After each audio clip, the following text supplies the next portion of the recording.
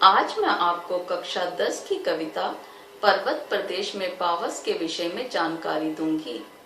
इसके रचयिता हैं छायावादी युग के प्रसिद्ध कवि सुमित्रानंदन पंत। उत्तराखंड के अल्मोड़ा जिले के कौसानी में जन्मे पंत जी का बचपन का नाम गोसाई दत्त था। वे 7 साल की उम्र में ही स्कूल में काव्य पाठ के लिए पुरस्कृत हुए। उन्हें अपनी उत्कृष्ट कृतियों के लिए 1960 में साहित्य अकादमी पुरस्कार और सोवियत भूमि पुरस्कार, 1961 में पद्म भूषण व 1969 में ज्ञानपीठ पुरस्कार प्राप्त हुआ। उनकी कविता पर्वत प्रदेश में पावस प्राकृतिक सौंदर्य की झलक प्रस्तुत करती है। इस कविता में पर्वतीय क्षेत्र में वर्षा के दृश्य और उसके प्रभाव का मनोहारी चित्रण करना कवि का मुख्य उद्देश्य है। ये दृश्य जादू के खेल की भांति पल पल में परिवर्तित हो रहे हैं। यहाँ प्रकृति का सुंदर मानवीकरण किया गया है। आइए कविता की पंक्तियाँ देखें। तुथी पर्वत प्रदेश, पल पल परिवर्तित प्रकृति वेश, मेखलाकार पर्वत अपार, अपने सहस्र दृग सुमन फाड़, अवलोक रहा है बार बार, नीचे जल में निज महाकार, जिसके चरणों में पलाताल, दर्पण सा फैला है विशाल। इस काव्यांश में कवि कहते हैं कि पर्वतीय प्रदेश में वर्षा ऋतु में प्रकृति प्रतिपल नया वेश ग्रहण करती दिखाई देती है। कभी मूसलाधार वर्षा, कभी धूप, कभी बादलों का छा जाना। धूप के निकलने पर आसपास का वातावरण स्पष्ट दिखाई देता है। बादलों के आने से चारों ओर अंधेरा छा जाता है। कभी घनघोर वर्षा होने लगती है। यहाँ करधनी के आकार की ढाल वाला विशाल पर्वत वर्षा ऋतु में अपने हजारों पुष्प रूपी आंखों को फाड़े अपनी तलहटी में फैले विशाल दर्पण जैसे ताल के जल में अपने ही विशाल आकार की छवि को बार बार देख रहा है। यहाँ प्रकृति का भाव शांत है। मेखलाकार का अर्थ है तगड़ी के आकार के समान। यह कटी भाग में पहनी जाती है। पर्वत भी मेखलाकार की तरह लग रहा है, जैसे उसने पूरी पृथ्वी को अपने घेरे में ले लिया हो। यह पर्वत की विशालता को भी दर्शाता है। सहस्त्र दृग सुमन का अर्थ है हजारों पुष्प रूपी आंखें। कवि ने इसका प्रयोग पर्वत पर खिले फूलों के लिए किया है। कवि ने इन पुष्पों में पर्वत की आंखों की कल्पना की है। पर्वत अपने नीचे फैले तालाब रूपी दर्पण में फूल रूपी आंखों के माध्यम से अपने सौंदर्य को निहार रहा है। तालाब का जल अत्यंत स्वच्छ व निर्मल है। वह प्रतिबिंब दिखाने में सक्षम है। गिरि का गौरव गाकर झरझर, मद में नस नस उत्तेजित कर, मोती की लड़ियों से सुंदर झरते हैं झाग भरे निर्झर। गिरिवर के उर से उठ उठकर उच्च आकांक्षाओं से तरवर हैं झांक रहे नीरव नभ पर, अनिमेष अटल कुछ चिंता पर। झरने अपने झरझर के मधुर स्वर से पर्वत की गौरव गाथा का गुणगान करते और रग रग को अपने स्वर के मत में उत्तेजित करते हुए मोती की मालाओं जैसे सुंदर झाग भरे जल के साथ झर रहे हैं। पहाड़ों की छाती पर बहने वाले झाग जैसे जल वाले झरने ऐसे मनोरम लगते हैं मानो वे झरझर की ध्वनि करते हुए पर्वत की महानता का यशोगान कर रहे हों। ये उत्साह और उमंग से ओतप्रोत हैं। पर्वत के हृदय से उठकर ऊंचे ऊंचे वृक्ष आकाश की ओर देखकर उसे छूने की कोशिश कर रहे हैं, मानो वे अपने किसी उच्च आकांक्षा को पाने के लिए बेचैन हों। वे बिल्कुल मौन रहकर स्थिर रहकर भी संदेश देते प्रतीत होते हैं कि उद्देश्य को पाने के लिए अपनी दृष्टि स्थिर करनी चाहिए और बिना संदेह के चुपचाप मौन रहकर अपने लक्ष्य की ओर अग्रसर होना चाहिए। वे आने वाली तूफान की संभावना से चिंतित हैं।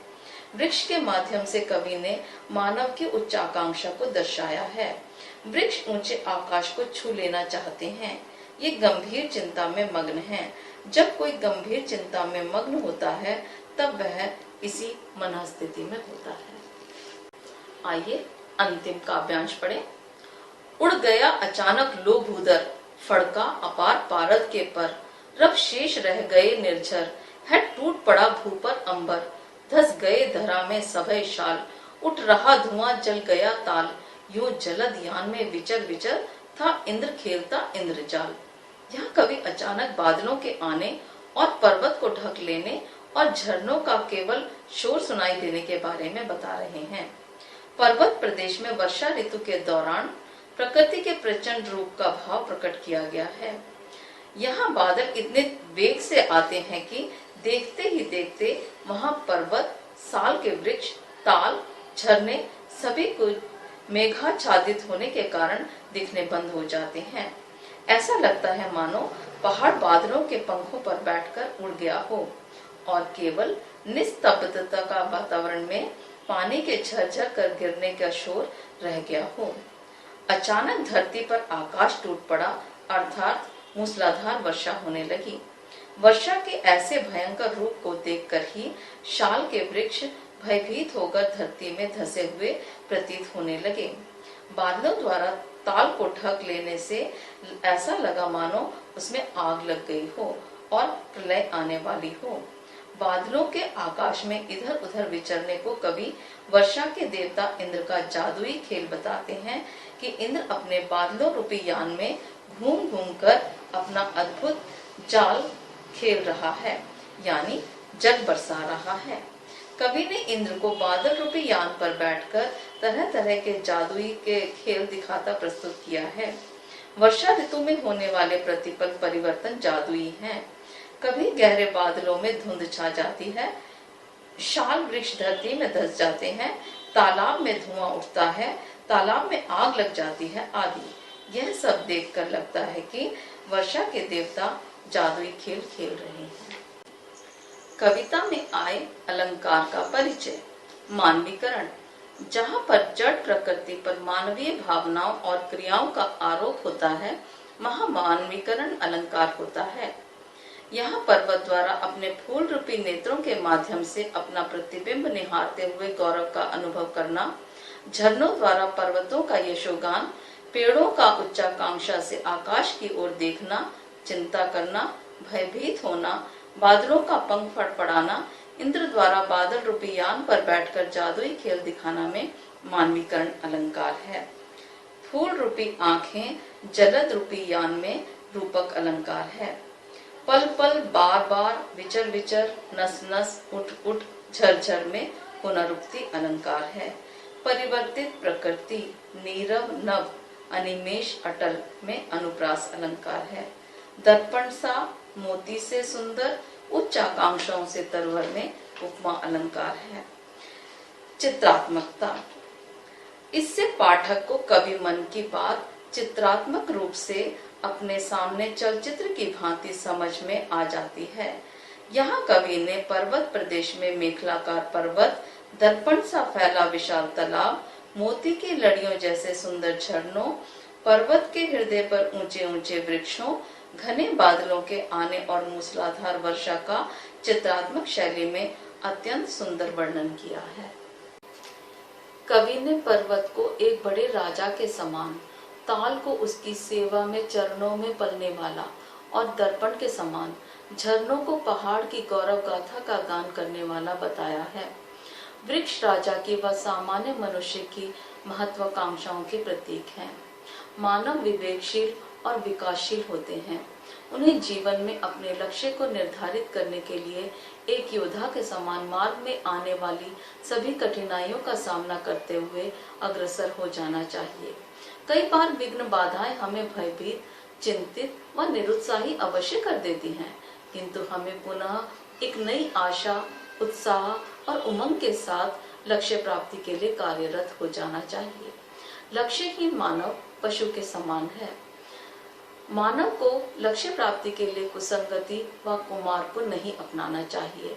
तो बच्चों, कर्मवीर बनो, जिंदगी की विघ्न बाधाओं को मुस्कुराते हुए सामना करो और देश समाज को अपनी कर्मवीरता से समृद्ध बनाओ। आइए देखते हैं इन बच्चों ने इस कविता से क्या सीखा। कौसाली चाय बागान के व्यवस्थापक के घर में जन्मे श्री सुमित्रानंदन पंत को जन्म के 6 घंटे ही मात्र वियोग सहना पड़ा। ज्ञानपीठ पुरस्कार से सम्मानित श्री सुमित्रानंदन पंत ने अपनी प्रारंभिक शिक्षा वर्नाकुलर स्कूल से प्राप्त की। उसके पश्चात उन्होंने वाराणसी और अल्मोड़ा में शिक्षा प्राप्त कर इलाहाबाद के म्योर सेंट्रल कॉलेज में प्रवेश किया। परंतु गांधी जी के आह्वान पर उन्होंने वह कॉलेज छोड़ दिया और असहयोग आंदोलन का हिस्सा बने। इसके पश्चात उन्होंने कवित्व को ही आजीविका के रूप में अंगीकृत कर लिया। पंत जी की यह कविता को पढ़ने के बाद अब मुझे याद आया कि कक्षा चौथी में हमने एक कविता हिमालय पढ़ी थी। खड़ा हिमालय बता रहा है डरो ना आंधी पानी से, खड़े रहो तुम अविचल होकर हर संकट तूफानी से। अब मुझे समझ आया कि इस कविता में भी हिमालय का मानकरण किया गया। हाँ, और आपने देखा कवि ने इस कविता में अनेक तत्सम शब्द का प्रयोग किया है, यानी वे शब्द जो संस्कृत से ज्यों में तो लिए जाते हैं, जैसे पर्वत, गिरी, सुमन, दर्पण आदि। वैसे तो मुझे ये कविता बहुत पसंद है, किंतु मुझे सबसे अच्छा वर्ग सहस्त्र दीर्घ सुमन लगा, जिसका अर्थ है हजारों पुष्प रूपी आंखें। यहाँ पर हजारों फूल खिले हैं। कवि ने आंखें बताता है। जिस प्रकार कोई व्यक्ति आंखें फाड़कर अपने सौंदर्य को निहारता है, उसी प्रकार पर्वत भी तालाब में अपने सौंदर्य को देखकर मोहित हो रहा है। तालाब दर्पण का काम कर रहा है। मुझे तो कवि की कल्पना कि शार के पेट भयभीत होकर धरा में धंस गए हैं अद्भुत लगी। घने काले बादलों पर गिरकर शार के वृक्ष को ऐसा लगता है कि वह मानो आग से उत्पन्न हुआ धुआं हो। इसे देखकर वह भी डर जाते हैं कि वह कहीं जल ना जाए। धुंध पड़ने के कारण कवि को पेड़ दिखते नहीं और उसे लगता है कि वह धरा में धंस गए हैं। उच्च आकांक्षाओं से तरुवर। यह पंक्ति पढ़कर मुझे ऐसा लगा जैसे वास्तव में हमारे मन की बात हो।